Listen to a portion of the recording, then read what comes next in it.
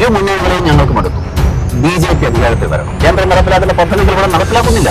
ഒരിക്കലും ഈ ഭരണം ഇനി വന്നുകൂടാ. വികസന വിരുദ്ധ സമീപനം സ്വീകരിക്കുന്നു.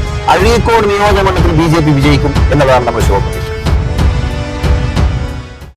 നമസ്കാരം. സ്ഥാനാർത്ഥിക്കൊപ്പം എന്ന പരിപാടിയിൽ ഇന്ന് നമ്മുടെ കൂടെ അഴീക്കോട് നിയോജക മണ്ഡലം NDA സ്ഥാനാർത്ഥി KK വിനോദ് കുമാറാണ്. നമസ്കാരം മാഷെ. നമസ്കാരം മാഷെ, BJP ഈ ഇലക്ഷൻ മുന്നോട്ട് വെക്കുന്ന പ്രഖ്യാപിത നയം എന്താ? 3 കാര്യങ്ങളാണ് BJP ഈ തെരഞ്ഞെടുപ്പിൽ ജനങ്ങളുടെ മുമ്പാകെ വെക്കുന്നത്. 1, വികസിത കേരളം. 2, വിശ്വാസ സംരക്ഷണം. 3, സുരക്ഷിത കേരളം. ഈ 3ഉം നമ്മുടെ സംസ്ഥാനത്ത് യാഥാർത്ഥ്യമാക്കിയിട്ടില്ല. 1956 കേരള സംസ്ഥാനം രൂപീകൃതമായി 70 വർഷം പൂർത്തിയാകുന്ന അവസരത്തിലാണ് തെരഞ്ഞെടുപ്പ് നടക്കുന്നത്. ഇത്രയും കാലമായിട്ടും കേരളം വികസിച്ചില്ല. CPM-ഉം അവരുടെ മുന്നണിയും കോൺഗ്രസും അവരുടെ മുന്നണിയും, ഈ 2 മുന്നണികളാണ് ഈ 70 വർഷം കേരളത്തെ ഭരിച്ചത്. മാറി മാറി ഇവർക്ക് ഭരിക്കാൻ അവസരം കിട്ടിയിട്ടും അത് ഭരണകക്ഷി, മറ്റുള്ളവർ പ്രതിപക്ഷം. പ്രതിപക്ഷത്തിരുന്നാൽ തൊട്ടടുത്ത് ഭരണകക്ഷി, മറ്റേയാൾ പ്രതിപക്ഷം. ഇങ്ങനെ മാറി മാറി ഭരിക്കാൻ അവസരം കിട്ടിയിട്ടും ഈ സംസ്ഥാനം ഇന്നും പിന്നാക്കമായി കിടക്കുന്നു. സാമ്പത്തിക രംഗത്ത് തകർച്ചയാണ്, വ്യാവസായിക രംഗത്ത് തകർച്ചയാണ്, തൊഴിൽ രംഗം ഇവിടെ അന്യമായി കൊണ്ടിരിക്കുന്നു, പൂട്ടിക്കൊണ്ടിരിക്കുന്നു. പൊതുമേഖലാ സ്ഥാപനങ്ങൾ കേരളത്തിൽ പൂട്ടിക്കൊണ്ടിരിക്കുന്നു. ക്ഷേമ പെൻഷൻ കൊടുക്കാൻ കഴിയുന്നില്ല. 2000 രൂപ ക്ഷേമ പെൻഷൻ യഥാസമയം കൊടുക്കാൻ കഴിയുന്നില്ല. എന്ന് പറഞ്ഞാൽ ജനങ്ങളുടെ അടിസ്ഥാന പ്രശ്നങ്ങൾക്ക് പോലും ഇവിടെ പരിഹാരം ഉണ്ടായിട്ടില്ല. ഗതാഗത രംഗം, ആരോഗ്യ രംഗം, അങ്ങനെ ഏത് മേഖല എടുത്താലും ഇന്നും നമ്മുടെ കേരളം പിന്നാക്കം കിടക്കുന്നു എന്നുള്ളതാണ് പച്ചപരമാർത്ഥം. ഭാരതം അതിവേഗം വികസിക്കുകയാണ്. വികസനത്തിന്റെ പാതയിലാണ് ഭാരതമുള്ളത്. ലോകത്തെ 4ാമത്തെ സാമ്പത്തിക ശക്തിയായി ഭാരതം മാറിയിരിക്കുന്നു. എല്ലാ രംഗത്തും ഭാരതം വികസിച്ചുകൊണ്ടിരിക്കുമ്പോൾ ഈ സംസ്ഥാനത്തെ പുറകോട്ട് നയിക്കുന്ന ഒരു സമീപനമാണ് കേരളത്തിലെ പിണറായി വിജയൻ ഭരണകൂടം സ്വീകരിക്കുന്നത്. ഈ ഭരണകൂടം വാസ്തവത്തിൽ കേരളത്തിന് ശാപമാണ്, ഭാരമാണ്. വിശ്വാസത്തെ സംബന്ധിച്ച് നാം ചിന്തിക്കൂ. ശബരിമല അയ്യപ്പൻ വിഗ്രഹം പോലും ഏത് സമയം എടുത്തുകൊണ്ട് പോകുമെന്ന് പറയാൻ പറ്റില്ല. CPM-ന്റെ ഭരണം. കിലോ കണക്കിന് സ്വർണം കട്ടവർ ഇന്ന് സുരക്ഷിതമായി കേരളത്തിൽ കഴിയുന്നു. ജയിലിൽ നിന്ന് സുരക്ഷിതമായി അവർ പുറത്തേക്ക് വരുന്നു. അതായത് ഇവിടെ എന്തും ചെയ്യാം. ഹിന്ദുവിന്റെ വിശ്വാസത്തെ ചോദ്യം ചെയ്യാം, ഹിന്ദുവിന്റെ വിശ്വാസത്തെ ഇല്ലാതാക്കാൻ ശ്രമിക്കാം. ക്ഷേത്രം തകർത്താൽ അത്രയും അന്ധവിശ്വാസം തകർന്നു എന്നുള്ളതാണ് ഇവിടുത്തെ കമ്മ്യൂണിസ്റ്റുകാർ ഒരു കാലത്ത് പറഞ്ഞു നടന്നത്. ആ ആളുകൾ നമ്മുടെ വിശ്വാസത്തെ ഹനിച്ചുകൊണ്ടിരിക്കുന്നു, വിശ്വാസികളെ ചൂഷണം ചെയ്തുകൊണ്ടിരിക്കുന്നു, നമ്മുടെ ദേവസ്വത്തിന്റെ ഫണ്ടുകൾ കൊള്ളയടിക്കുന്നു, ക്ഷേത്ര ഭണ്ഡാരങ്ങൾ കൊള്ളയടിക്കുന്നു. ഇങ്ങനെ കൊള്ളക്കാരുടെ ഒരു പാർട്ടിയായി CPM മാറിയിരിക്കുന്നു. CPM ഭരണം കൊള്ളക്കാരുടെ ഭരണമായി മാറിയിരിക്കുന്നു. സുരക്ഷിത കേരളം.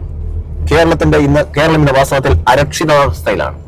അരക്ഷിതാവസ്ഥയിലായ കേരളത്തെ സുരക്ഷിതത്വത്തിലേക്ക് കൊണ്ടുപോകണം എന്നുള്ളതാണ് BJP ആഗ്രഹിക്കുന്നത്. അപ്പൊ അരക്ഷിതത്വത്തിൽ നിന്ന് സുരക്ഷിതത്വത്തിലേക്ക് എന്നതാണ് ഈ തെരഞ്ഞെടുപ്പിൽ ജനങ്ങൾ BJPയോട് പറയുന്നത്. രാഷ്ട്രവിരുദ്ധമായ സമീപനം സ്വീകരിക്കുന്ന, ഈ സംസ്ഥാനത്തിന്റെ വികസനത്തിന് വിരുദ്ധമായ സമീപനം സ്വീകരിക്കുന്ന, ജനവിരുദ്ധ സമീപനം സ്വീകരിക്കുന്ന ഈ ഇരു മുന്നണികളും വാസ്തവത്തിൽ ഈ നാടിന് ആപത്താണ് എന്നുള്ളതാണ് ജനങ്ങൾ തിരിച്ചറിഞ്ഞുകൊണ്ടിരിക്കുന്നത്. അതുകൊണ്ട് ജനങ്ങൾ നമ്മൾ പറയുന്നത് ഇത്തവണ നമ്മൾ BJPയെ സഹായിക്കും, BJP അധികാരത്തിൽ വരണമെന്നാണ് ജനങ്ങൾ നമ്മോട് ഇങ്ങോട്ട് തന്നെ അഭിപ്രായപ്പെടുന്നത്. വികസിത കേരളം എന്ന് പറയുന്നത് NDA മുന്നോട്ട് വെക്കുന്ന ആശയം.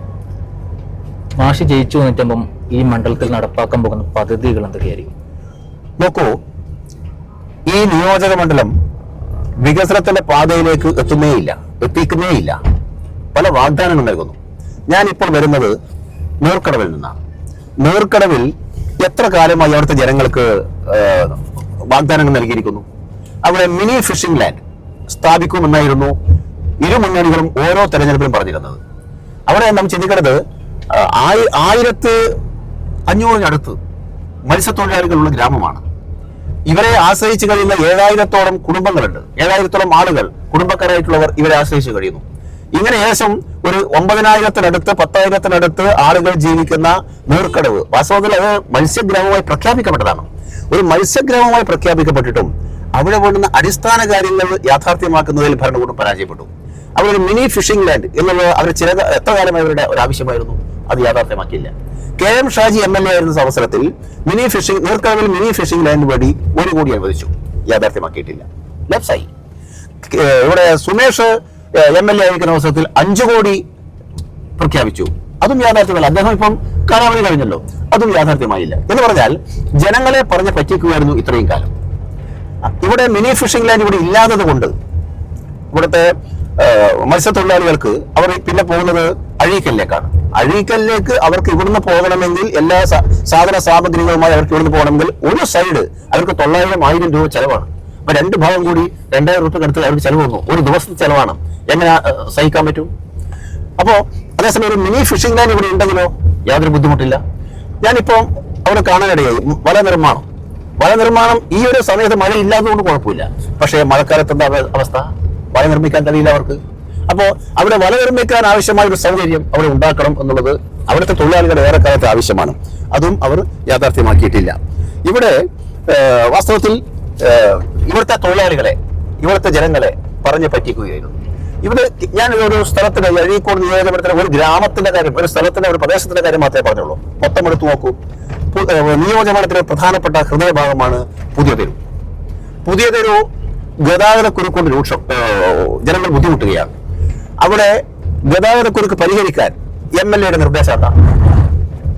ആ ടൗൺ മൊത്തം പൊളിച്ചു മാറ്റുക, കടകളെല്ലാം പൊളിച്ചു മാറ്റുക. പുതിയ തെരു ടൗണിലുള്ള റോഡിന്റെ ഇരുഭാഗത്തുമുള്ള എല്ലാ കടകളും പൊളിച്ചു മാറ്റുക, എന്നിട്ട് റോഡ് വീതി കൂട്ടുക.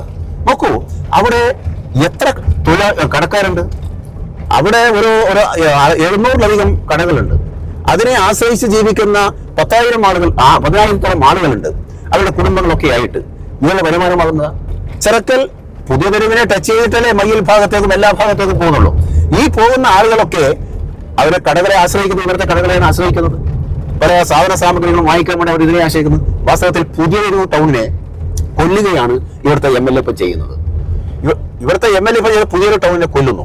അതല്ല വാസ്തവത്തിൽ വേണ്ടത്. വാസ്തവത്തിൽ ആ പട്ടണത്തെ അതേപോലെ നിലനിർത്തിക്കൊണ്ട് ഗതാഗതക്കുരുക്ക് പരിഹാരമുണ്ടാക്കാനുള്ള പദ്ധതി, അതാണ് ആവശ്യം.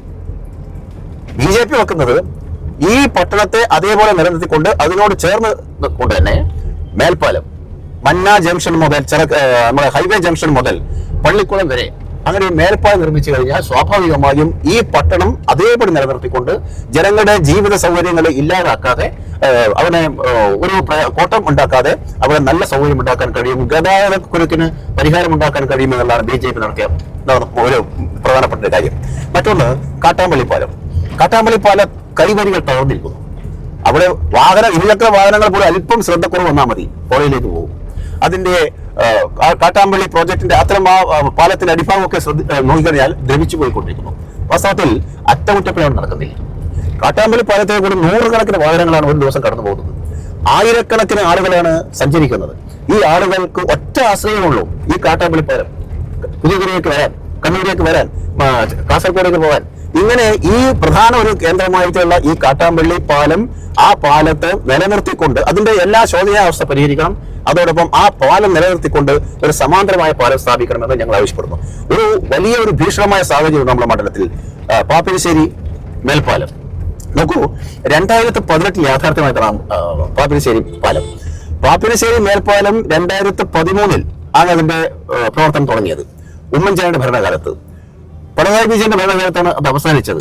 ഈ 2 ആളുകളുടെയും ഭരണകാലത്താണ് ഇതിന്റെ നിർമ്മാണം നടന്നത്. ആ പാപ്പിനിശ്ശേരി പാലത്തിന്റെ ഇന്നത്തെ അവസ്ഥ എന്താ? സാധാരണ റോഡ് കുണ്ടും കുഴി നമ്മൾ കാണാറുണ്ട്, പാലം കുണ്ടും കുഴിയോടെയും കാണാറുണ്ടോ? അത് നമുക്ക് അവിടെ പോയി കാണാം. കോടിക്കണക്കിന് ഉറുപ്പിയാണ് സർക്കാർ ഖജനാവ് കൊള്ളയടിച്ചത് ഈ പാലത്തിന്റെ പേരിൽ. ഈ 2018 ഉദ്ഘാടനം ചെയ്യപ്പെട്ട ഇപ്പോ 8 വർഷമായി. ഈ 8 വർഷത്തിനിടയിൽ 4 തവണയാണ് അവിടെ ആഴ്ചകളോളം മാസങ്ങളോളം അടച്ചിട്ടുകൊണ്ട് അവിടെ പണി നടത്തിയത്. ഇപ്പോൾ എത്രയോ മാസങ്ങളായി അത് ജനങ്ങൾക്ക് സഞ്ചരിക്കാൻ കഴിയുന്നില്ല, യാത്ര ചെയ്യാൻ കഴിയുന്നില്ല. ഇങ്ങനെ കോടിക്കണക്കിന് ഉറുപ്പിക ഇങ്ങനെ കൊള്ളയടിക്കുന്ന അറ്റകുറ്റപ്പണിയുടെ പേരിലും കൊള്ളയടിക്കുകയാണ്. എന്താ ചെയ്യുന്നത്? ഇവിടെ ജനപ്രതിനിധി, ഇവിടുത്തെ MLA-യും അതുപോലെ കരാറുകാരും പാർട്ടിക്കാരും കരാറുകാരും തമ്മിൽ ചില ധാരണകൾ ഉണ്ടാക്കുന്നു. ആ ധാരണ അടിസ്ഥാനത്തിൽ സ്വാഭാവികമായും കമ്മീഷനുകൾ കൂടി വരുന്നു, പാർട്ടിക്ക് നേതാക്കന്മാർക്ക് കോടികൾ വരുന്നു.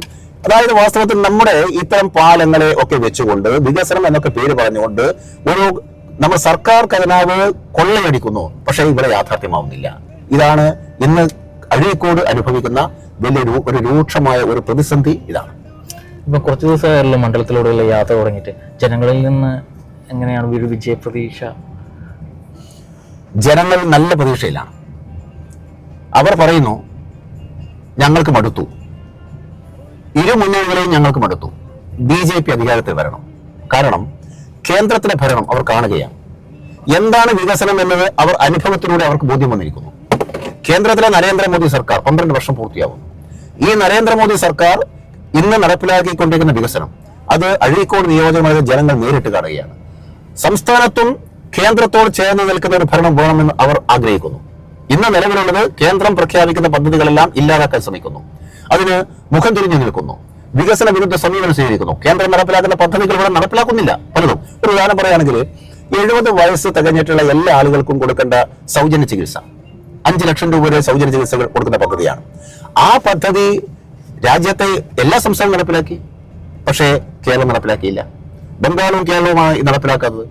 അങ്ങനെ നിരവധി പദ്ധതികൾ അതൊന്നും സംസ്ഥാനം നടപ്പിലാക്കാതെ ഒരു മുഖം തിരിഞ്ഞു നിൽക്കുന്ന സമീപനമാണ് കേരളത്തിലുള്ളത്. ഇതിനൊരു മാറ്റം വേണം. ജനങ്ങൾ പറയുകയാണ് വികസനം എന്നത് നരേന്ദ്രമോദി ഭരണത്തിലൂടെ നമ്മൾ നേരിട്ട് കാണുകയാണ്, അനുഭവിക്കുകയാണ്. അതുകൊണ്ട് ഈ സംസ്ഥാനവും നരേന്ദ്രമോദി ഭരണത്തോട് ചേർന്ന് നിൽക്കുന്ന ഒരു ഭരണം ഈ കേരളത്തിൽ വരണം. അതുകൊണ്ട് BJPയുടെ ഭരണം യാഥാർത്ഥ്യമാക്കണം എന്നുള്ളതാണ് അവർ ആഗ്രഹിക്കുന്നത്. കൊള്ളക്കാരെ സംരക്ഷിക്കുന്ന കേരളത്തിലെ പിണറായി ഭരണകൂടം, വിശ്വാസത്തെ ചൂഷണം ചെയ്യുന്ന, വിശ്വാസത്തെ എതിർക്കുന്നവരെ സംരക്ഷിക്കുന്ന കേരളത്തിലെ ഭരണകൂടം, ആ ഭരണകൂടമാണ് ഇന്ന് കേരളം ഭരിക്കുന്നത് ഉള്ളത്. ഒരിക്കലും ഈ ഭരണം ഇനി വന്നുകൂടാ. VD സതീശന്റെ കോൺഗ്രസ് എന്ന് പറയുന്നത് ഈ നാട്ടിൽ ജമാഅത്തെ ഇസ്ലാമിയുടെ പിന്നാലെ പോയി അവരെ പാലൂട്ടി വളർത്തുന്ന കോൺഗ്രസിന്റെ ഈ സംസ്കാരം ജനങ്ങൾ അംഗീകരിക്കില്ല. അതുകൊണ്ട് ഞങ്ങൾക്ക് ശുഭാപ്തി വിശ്വാസമുണ്ട് ഈ തെരഞ്ഞെടുപ്പിൽ BJP വിജയിക്കും. അഴീക്കോട് നിയോജകമണ്ഡലത്തിൽ BJP വിജയിക്കും എന്നുള്ളതാണ് നമ്മുടെ ശുഭപ്രതീക്ഷ. എല്ലാവിധ വിജയാശംസകൾ. Thank you.